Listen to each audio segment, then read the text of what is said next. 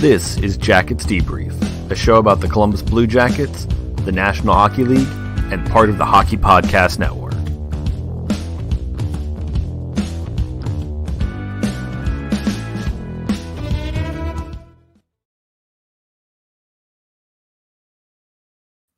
Hey everyone, welcome to this week's show. Thanks for tuning in. Another week of just kind of inching along towards what may or may not be a season at this point for the National Hockey League. I mean, it looks like there will be some form of a season. We're all still just trying to figure out what that is. But mostly we're going to focus on what hockey fans have been focusing on a lot this week, which is these retro reverse jerseys that the NHL has been just putting out these weird little pics of all week. And we're going to discuss that here in a moment. We're going to start, as we always do at this point, with the beer of the week. That way I can drink it throughout the show. We have Great Lakes Ohio City Oatmeal Stout. It was interesting going and making my selections for where we're going for beer here for a little bit because of all the different, so many Christmassy ones. This one, it's relatively light, a 5.4 ounce beer. As you can tell, big on the oatmeal stout, big on the oatmeal in this one. A lot of heavier beers this time of year. Dark and roasty, yet light and smooth, a fresh coat of snow. They write these things like they're poetry. It's wonderful. Our oatmeal stout will kick your cabin fever and inspire you to toss another log on the fire, which is nice. Let's see what we've got here. Do our normal pour, get an idea of the color, get an idea of what we're seeing here with this guy. Yeah, again, going to be a lot of dark beers this time of year because that's just what you get in these winter beers. I'm going to get it all in. Yeah, there we go. All right. Again, another beer kind of like last week. Not much in the way of head on it. Oh, no, last week we did a soda because we just did. But let's see what we think of this guy here. And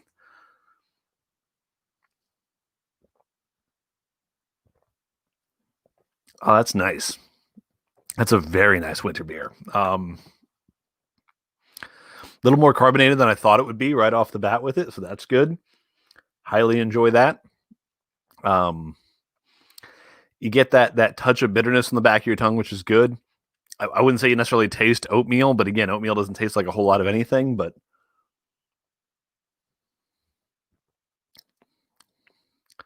very good. No sweetness. Almost at all, which is exactly what you expect out of a winter beer. You don't really expect a lot of sweetness, but for as dark as it is, they're very right, and it's a very light, smooth beer, very enjoyable there. So I enjoyed it a lot. I would recommend it. When I enter this in on the On Tap app, which is a cool app if you want to kind of track your beer drinking and track what you're drinking there.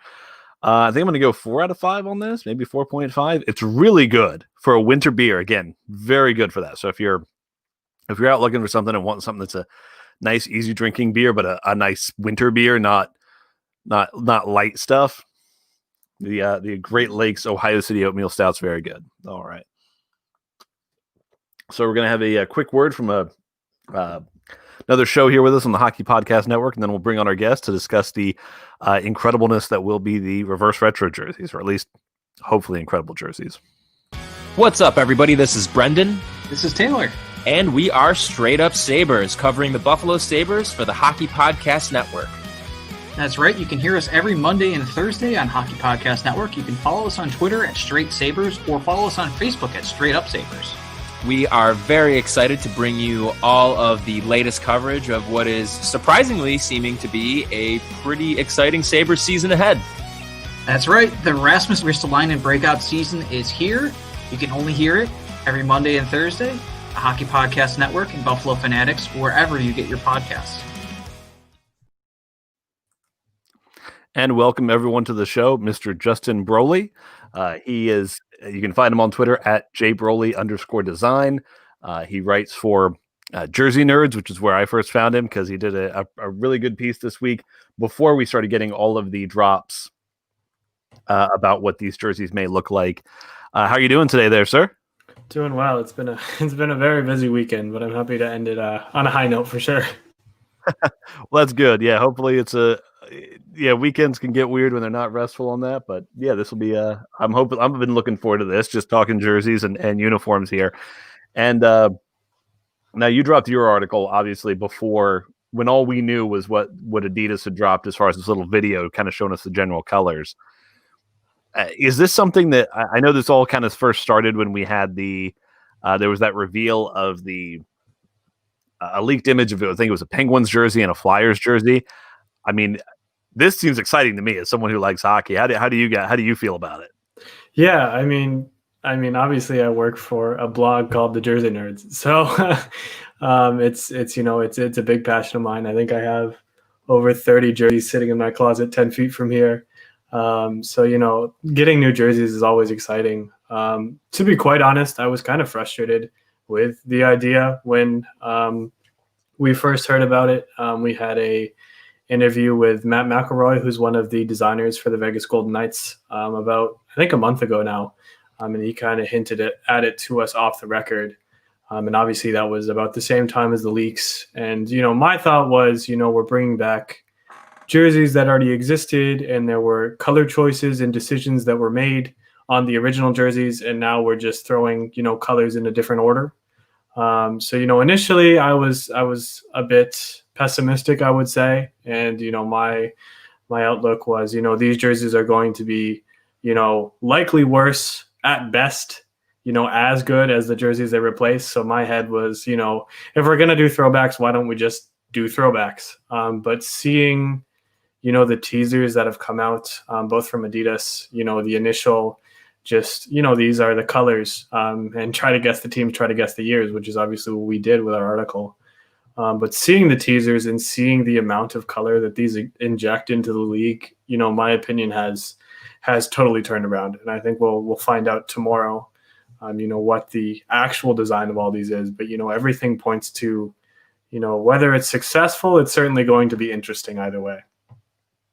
Yeah, for those of you who are listening to the show in the podcast form after the fact, we're discussing these without having actually seen the final ones. When you listen to the show, if it's 2 or 3 days from now, I think they're all going to be released on Monday. For me personally, when I saw they were doing it, where I'm excited about it is I'm hoping this is the beginning of a moment for the NHL where they're looking, because the NBA, they have so many jerseys, it's hard to keep track, which I don't want to go there, but I wouldn't mind just more variety. Teams being able to have kind of 4 jerseys in a rotation or 4 or 5 different jerseys, something like that. I mean, as someone who watches a lot of jerseys, that's something you would like to see, or do you like kind of the idea of trying to stick more traditional and just keeping the 2, or what would you think on that? I wish I had a strong opinion, because I really see both sides. It's, as you said, with the NBA, there's so many new jerseys that, you turn on the TV and it's like, you can't even tell who's playing who. Like, it's like, unless you know the abbreviations, it's like, is that the Cavaliers? I don't know. So I think there is a balance, as someone who likes jerseys and gets excited about new designs, and obviously, from a teaser put together, with a couple of the other guys on the blog, put together 31 concepts in a day. It's always exciting. But I think there is a point where it becomes too much. But, I'm on the same boat as you, where I don't think we've hit that point yet of too much per se. And as long as you're staying on brand, like I think from the teasers, for the most part, they're pretty on brand. There's a couple teams that it's like, all right, you're definitely reaching. But I think overall it's, it injects just some life into the league, especially, when you have the Adidas crossover and all of the alternates were stripped down, and slowly you've kind of populated more, and gotten some more interesting stuff into the league again. It's cool to have, this new life, and especially it's really cool to have a league-wide, I guess, campaign, where, since I don't know that we can ever say that there has been, a new jersey for every single team in the same year, outside of like, the Reebok changeover when teams got on the new templates and everything. But even then, some designs stayed, whereas this is the first time that we're really seeing, on the same day, 31 brand new jerseys. Yeah, I mean, I'm seeing that as I'm really excited about it. I think it'll be cool. Now that we've kind of gone to the enjoying that something like this will happen, seeing again all these new jerseys in it, Are there any so far in the between, because we've now seen 8, a bunch of different sites have done their kind of mock-ups, what they think that'll look like. We've seen Adidas and the NHL dropping these little, looks like the shoulder on each one and then kind of the hem. Are there any of these you're really excited about seeing? Yeah, there's plenty. I mean, it's really hard to pick, the one or the two or the three.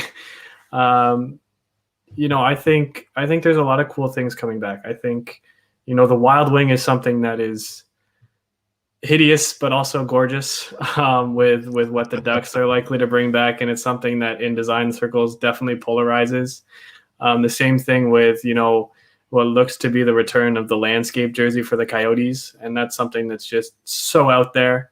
I think for me, it's like, rather than like one or two jerseys, it's just the amount of color. Like, you look across all these jerseys, and there's, I think, 2 that are going to be black among Chicago and Calgary, if I remember correctly.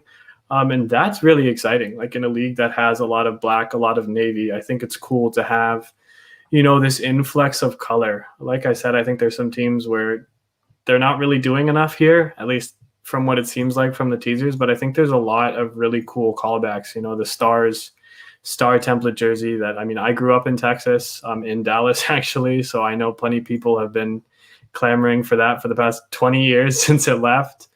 And, things like the goat head returning on the shoulder of the Sabres jersey, and, a blue Habs jersey and everything like that. Like, there's a lot to be had, and there's a lot to be talked about here.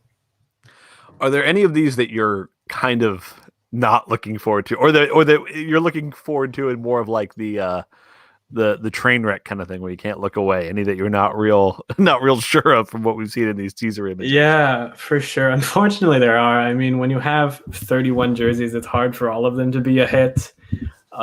Detroit scares me. It really, really does. It was the one that we had the most trouble making a prediction on. The rest of them, we had a pretty good idea. But obviously the Adidas teaser had, a color scheme and a year for every team. So it was pretty easy to say, oh, well, they switched to a new jersey that year. They picked up, this slightly different look, like whether it be, the Avs, like their year was when the Nordiques started. So it was very obvious that, like, okay, they're doing something Nordiques. But with Detroit, I think it was 98, which is one of the years they won the cup, in the jerseys that they basically have now. And then the teaser had them with red and silver. So it's going to be interesting to see what they do if they just replace their normal sleeve stripes with silver and they have like a white and silver jersey with red numbers. Obviously, as you can see in the teaser, you get a bit of the shoulder and you get a bit of the numbers. So the font's in red, and it's a white sleeve, which is new. For Detroit, we're used to red sleeves on both of their jerseys. So it'll be interesting, but if it's, heavy silver, I don't really know how you can be too excited about it. Ottawa as well. I know a lot of people are a fan of the return to the 2D Senator and the throwback jersey, so to speak. I myself am not. And I think more than likely, given the teaser, it's just going to be a red version of what they have recently released, which, would be honestly really interesting had they not just gone back to this design. So it's like, here's a throwback to what we wear now. So yay, like, I don't know, stuff like that. It's just like, again, it would be cool if you hadn't just already, retroed to that. This is not a reverse retro anymore. This is a reverse current to some extent. Yeah, I kind of got that. I'm kind of getting that vibe a little bit with the Hurricanes one, because if they had done this before they'd won, before they'd started bringing back the Whalers stuff, this would have been awesome and cool. But now that they've already done the Whalers before, it's kind of like, okay, this is what you did. And I like your point on Detroit, because when a team's worn essentially the same jersey for 50 years, there's not a whole lot. They've had the same logo.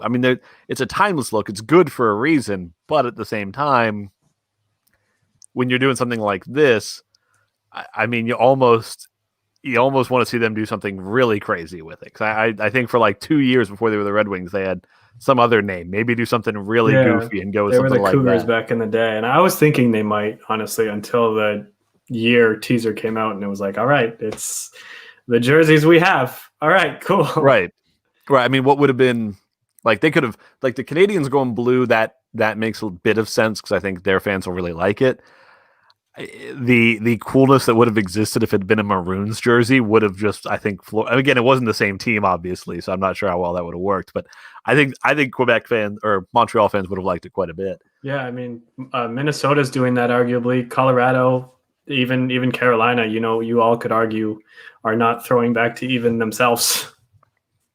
Yeah, and I wanted to bring that up just a touch because me personally, being somebody who grew up in Ohio, one of the things I remember very well from my youth was when the Browns left, when the Browns were taken from Ohio and moved from Cleveland to Baltimore. And just recently we had this whole drama with the Columbus Crew. Were they going to leave? And then the fan base essentially saved them, which was really cool.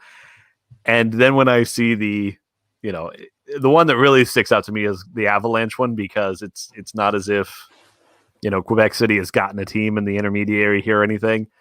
And it feels to me almost, I'm not sure if I was a Quebec City fan, if I lived in Quebec City, if I would see this as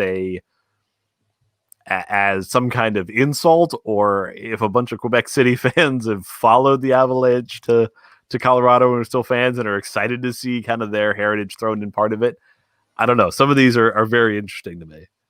Yeah, I mean, when you take a city's team and then you win a cup in your first year in your new city, like that's insult enough. Like, it definitely seems like salt on the wound to now be like, also, we're the Nordiques. Yeah, definitely.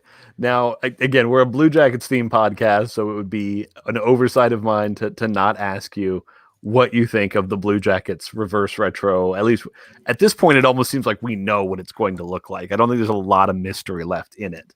Yeah, there really isn't. I mean, the teaser really gave it all away. Like, I think it was surprisingly actually different than what we predicted.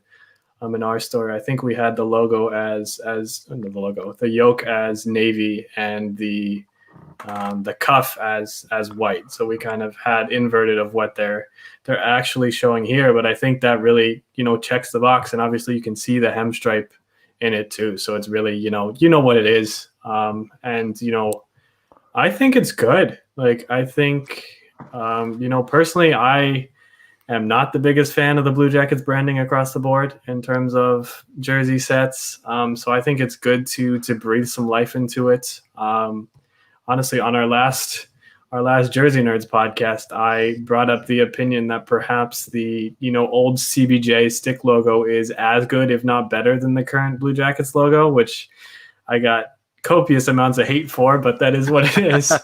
But I'm a fan. I love Stinger. I think it's playful. It's very retro. Like, it does not fit currently. So I'm hoping they stick them on the shoulders. This is a team we didn't get a look at shoulder patch for because they wanted to show off the cuff, I guess. But I'm hoping we see Stinger return on the shoulders. People will say red and white is the Caps and not the Blue Jackets. People will say they're the Blue Jackets. They should have a blue jersey. But, my response is this is their fourth jersey. Like, they have a blue home. They have a blue alternate. Like, they're not suddenly wearing red at all their home games. Like, this is something to throw a little spice in there. So I think it's perfectly fine to deviate from the namesake, so to speak, for that fourth jersey that they're going to be wearing. Yeah, it's funny that you mentioned liking that original CBJ logo more than the star one. When we talked with Chris Kramer from sportslogos.net, he has that same opinion, that he likes the original one more, that CBJ one. I listened to you guys' most recent episode, and I don't know if it was you that said it. Might have been somebody else, but they mentioned that, because I see this all the time, the Blue Jackets fans saying that they want to go to the Canon logo full time, and some guys on your show were talking about why that'd be a bad idea. Why would that be, do you think, to go to something like that as a full time logo, or do you think that? Yeah, I mean, I go back and forth. I'm wearing the alternate jersey right now, so it's hard for me to speak too poorly on it. Frankly, I think it is at least was their best jersey in the rotation. I I tweeted a couple days ago actually that this reverse retro might arguably be the Jackets' best jersey ever, which is certainly a take, maybe a hot one. I think the Cannon logo is does a lot for them. Like I think it obviously ties back to the Civil War heritage of where the namesake comes from a lot more clearly than either of their existing logos does currently. I think it obviously ties back to Nationwide Arena as well, with the cannon there, and having witnessed a game there. It's definitely a big part of the presentation. For me, it's the roundel aspect of it gets me. Like I think logos that are just something put inside a circle are very boring and lack a lot of identity. That being said, having just a cannon on its own would be a tough sell as well. So I can understand why they did it. But I don't hate the idea. I don't love the idea, to be honest. Like I think it could go either way. I know we've had some discussion as well and I know we discussed even, if the Blue Jackets should go double blue as a color scheme, full time instead of the red, white, and blue, and talking about, if basically straight up the Jets and the Blue Jackets were to trade color schemes, because you have, obviously the old, original Jets 1.0 color scheme was basically what the Blue Jackets have. Whereas, the Jets current color scheme is, more or less what the current Blue Jackets alternate is. so somewhat sarcastically, I brought that up. And, the more I've thought about it and the more we've discussed it, in our internal chats for the blog, it's like, this could, hold water. That'd be an interesting article to do. Just have a whole article of if teams traded color schemes. I'm sure a lot of them wouldn't work as well that way, but it could be very interesting to I'm see. Sure you'd make plenty of enemies, that's for sure. Well, I want to thank you very much for coming on today, Justin. Again, if you want to see his stuff, his Twitter is I'm going to shut it down here. It's at, what was it again? There it is. At J Brolley _design. J Brolley _design. And he writes for the Jersey Nerds. He's on their podcast. So thank you very much for coming on today, Justin. Thank you. Thanks for having me. We just finished a really exciting season of hockey here in Columbus, and the future is bright with all these awesome young players, Pierre-Luc Dubois, Alexander Texier, Liam Foudy, Elvis Merzlikins. But now you've got a new problem. How do you get jerseys for these guys? Well, we've got you hooked up. coolhockey.com/THPN. And since coolhockey.com doesn't outsource jerseys for customization like competitors, they're able to offer the best deals, best quality, and pricing and time on your delivery. So remember, when you need a new jersey, coolhockey.com/THPN for our exclusive discount there. Remember to use the discount code THPN, coolhockey.com/THPN. All right, so I'm really excited for tomorrow. That's when we're hearing that we're going to get these retro reverses officially announced. I'm looking forward to it. I'm not sure yet if I'm going to be getting one of them. I had this idea in my head that I would get it with like Max Domi on it, with Domi's name and number. And not that I think necessarily, I don't think it's a set in stone thing that Domi is going to sign a long-term contract after his 2-year deal. But the thinking there is, with this being like a special jersey and it's the Jackets' 20th anniversary, that this would be kind of a shot in time kind of thing. It would be, this is, when the time we had Domi, we had this was going on. So just a thought there on that. Getting into where we're at in other things, The Athletic this week released what is one of my favorite articles they do every year. And if you're not familiar with it, what they do, Dom Lashojan sends out essentially a survey that people can go and take, and you pick your favorite team when you take the survey, and then you can go and you can take the survey for every other team. And the idea is to get people's confidence in their team's front offices. And then you compare individual people, or you compare the fans of that team to people in general and see how that goes. And so what it came back with for the Blue Jackets, I won't share it for all of them, but for the Blue Jackets, they cracked the top 10 this year at 8. And I think that makes sense. The fan base has a lot of faith in Jarmo Kekalainen and what he's doing in Columbus. And it's funny because when you look at this, how they're ranked, first of all, the Blue Jackets fans tend to be very much in line with fans in general. This isn't a situation where Blue Jackets fans think that, oh, the fan base is that much more confident than regular people. In some of them they are, but in other places they're not. They 3.7 out of 5 roster building. The fans or public was 3.5, fan base 4. Cap management 3.7 by the public, 4.4 by the fans. Draft and development 3.4 by the public, 4.1 by the fans. Trading 3.2 in the public, 4.0 by the fans. Free agency 2.7 by the public, 2.8 by the fans. Vision 3.5 by the public, 4.2 by fans. So, but the public had them at a 3.4, which had them being the 10th most confident front office. The fans were a 4.0, which had them at 9th. Now, when you got all this together, they were moved up to 8th. And I can see that because in trades, the Blue Jackets don't seem to obviously lose a lot of trades. That's the thing. Like the one trade that I think would be easiest to argue they've lost this year was the Sonny Milano for Devin Shore trade. But if you look at that trade and say, well, the Blue Jackets probably weren't re-signing Sonny Milano anyway, I mean, what does it matter? Some people, I mean, I would say they lost the Ryan DeZingle trade a year ago. But the Matt Duchene trade was exactly what the Blue Jackets wanted. They wanted the player. And they were willing to pay for him because they wanted to try and make a run, and they did. Then the Max Domi trade, a lot of people still consider they won that trade. I would have to kind of agree in that they made great use out of the asset there to get both the player they wanted and getting Max Domi for Josh Anderson, as well as getting a draft pick. The free agency thing is something we've talked about on this show as the one thing that I don't have as much confidence in. And it's less free agency because 7 out of 10 times, if you're the team out there signing the big free agent, you end up overpaying. Now, I think this year the biggest free agent being Taylor Hall. They only signed a 1-year deal, so that's fine. I mean that deal is going to work out fine for the Sabres. But the Blue Jackets didn't make a big deal this season. They didn't make a big trade, or a big free agent signing. But most of the time, those don't end up great anyway. So I don't mind that the Blue Jackets didn't have that happen. But the one thing in free agency is re-signing the guys we've already got. And that's where we're at right now. Still waiting to see how the Pierre-Luc Dubois situation is going to resolve itself. Right now, like I've been saying to people, don't be worried about that until we start getting into training camp.